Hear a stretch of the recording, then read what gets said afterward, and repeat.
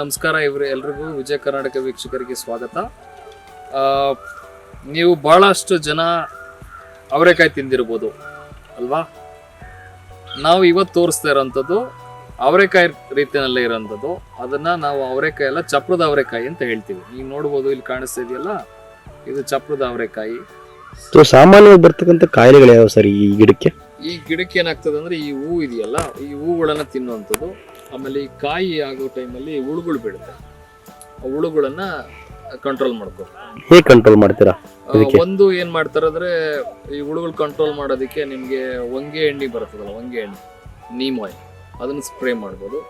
ಇಲ್ಲಾಂದ್ರೆ ಬೇರೆ ರೀತಿ ಪೆಸ್ಟಿಸೈಡ್ಸ್ಗಳು ಬರುತ್ತೆ, ಡಿಫ್ರೆಂಟ್ ಪೆಸ್ಟಿಸೈಡ್ಸ್ಗಳು, ಅದನ್ನ ಹಾಕೊಂಡು ಅದನ್ನ ಕಂಟ್ರೋಲ್ ಮಾಡ್ಕೊಳ್ಬೋದು.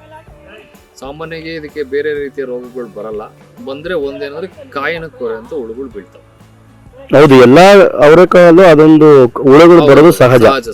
ಅದನ್ನ ಯಾವುದೇ ಕಾರಣಕ್ಕೂ ತಡಿಲಿಕ್ಕೆ ಆಗೋದಿಲ್ಲ. ಸೊ ಅದಕ್ಕೆ ಪ್ರಿಕಾಷನ್ ಆಗಿ ನಾವು ಏನ್ ಮಾಡಬಹುದು?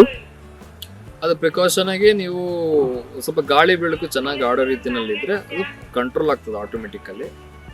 ನೀವು ಆ ಥರ ಕೇಸಸ್ ಅಲ್ಲಿ ಬಂದಾಗ ನೀವು ಅವಾಗ ಬೇವಿನ ಎಣ್ಣೆಯನ್ನು ಕೊಟ್ಕೊಂಡ್ರೆ ಅಥವಾ ಬೇರೆ ಕೆಮಿಕಲ್ ಟ್ರೀಟ್ಮೆಂಟ್ ಕೊಡ್ತೀನಿ ಅಂದ್ರೆ ಪೆಸ್ಟಿಸೈಡ್ಸ್ ಕೊಟ್ಕೊಂಡ್ರೆ ಅದು ಕಂಟ್ರೋಲ್ ಆಗ್ತದೆ. ಓಕೆ, ಈಗ ಸಪೋಸ್ ಈಗ ಹೂವುಗಳು ಬಿಟ್ಟಿದಾವ, ಈಗ ಈ ಕಾಯಿ ಆಗ್ಲಿ ಗಿಡ ಸ್ಟಾರ್ಟ್ ಆಗಿ ಕಾಯಿ ಬಿಡ್ಲಿಕ್ಕೆ ಎಷ್ಟು ಕಾಲ ಬೇಕಾಗ್ಬೋದು? ನಾವು ಬೀಜನ ನಾಟಿ ಮಾಡಿ ಸುಮಾರು ಒಂದು 45ರಿಂದ 50-60 ದಿನದೊಳಗಡೆ ನಮಗೆ ಕಾಯಿ ಸ್ಟಾರ್ಟ್ ಆಗ್ತದೆ. ಸೊ ಇದು ಎಷ್ಟು ದಿನದ ತಳಿ ಸರ್ ಈ ಗಿಡ? ಇದು ಬಂದು ನಿಮಗೆ ಆಲ್ಮೋಸ್ಟ್ ಅಲ್ಲೂ 60-62 ದಿನ ಆಗಿದೆ, 60 days. ಓಕೆ, ಈಗ ಆಲ್ರೆಡಿ ಫಲ ಬಿಡಿ ಸ್ಟಾರ್ಟ್ ಆಗಿದೆ. ಸೊ ಎಷ್ಟು ವರ್ಷ ಕಾಲ ಬಿಡುತ್ತಿದ್ದು? ಸುಮಾರು ಒಂದೂವರೆ ವರ್ಷ, ಮಿನಿಮಮ್ 1 ವರ್ಷದವರೆಗೂ ನಾವು ಮೇಂಟೈನ್ ಮಾಡ್ಬೋದು. ಓಕೆ, ಆಮೇಲೆ ಪುನಃ ಬಿಡ್ತದೆ. ಅದೇನು ಅಂದ್ರೆ ಇಳುವರಿ ಕಡಿಮೆ ಆಗ್ತದೆ. ಓಕೆ, ಅದರ ಫಲವತ್ತತೆ ಕಮ್ಮಿ ಆಗುತ್ತೆ. ಓಕೆ, ಇದರದ್ದು ಕಾಯಿ ತಿನ್ನೋದ್ರಿಂದ ಅನುಕೂಲಗಳು ಅನಾನುಕೂಲಗಳು? ನಿಮ್ಗೆ ಈಗ ವೆಜ್ಜಸ್ ಯಾವ ತರ ಯೂಸ್ ಮಾಡ್ತೀವಿ ನಾವು, ಬ್ರೊಕಾಲಿ ಆಗ್ಲಿ ಅಥವಾ ಕ್ಯಾಬೇಜ್ ಆಗ್ಲಿ, ಇನ್ನೊಂದಾಗ್ಲಿ, ಅದೇ ತರನೇ ಇದನ್ನು ಯೂಸ್ ಮಾಡ್ಬೋದು. ಸೊ ಅವರೆಕಾಯಿ ಏನ್ ಮಾಡ್ತಾರೆ ಅಂದ್ರೆ, ಅವರೆಕಾಯಿಗಳಲ್ಲಿ ನಾವು ಕಾಳುಗಳನ್ನ ತಿಂತೀವಿ. ಆಕ್ಚುಲಿ ಕಾಳು ಬರುತ್ತೆ ಅದ್ರೊಳಗಡೆ, ಬಟ್ ಇದರಲ್ಲಿ ಇದನ್ನ ಫುಲ್ ತಿಂತೀವಿ. ಹೌದು, ಇದರಲ್ಲಿ ನ್ಯೂಟ್ರಿಯೆಂಟ್ ಜಾಸ್ತಿ ಇರ್ತದೆ. ನಿಮಗೆ ಕಾಳದಕ್ಕಿಂತ ಇದರಲ್ಲಿರುವಂತ ನ್ಯೂಟ್ರಿಯೆಂಟ್ ಜಾಸ್ತಿ, ನಾರಿನಾಂಶ ಪದಾರ್ಥ. ಹೌದು. ಓಕೆ, ಸೊ ಮತ್ತೆ ಇದಕ್ಕೆ ನೀರಾವರಿ? ಇದು ಕೂಡ ಅಷ್ಟೊಂದು ನೀರು ತಗೊಳ್ಳಲ್ಲ. ನಮ್ಗೇನು ಅಂದ್ರೆ 3 days 4 daysಗೆ ಡ್ರಿಪ್ ಇರಿಗೇಷನ್ ಮಾಡ್ಬಿಟ್ಟಿದ್ವಿ. 3 days 4 daysಗೆ ಒನ್ಸ್ ಬಿಡ್ತೀವಿ.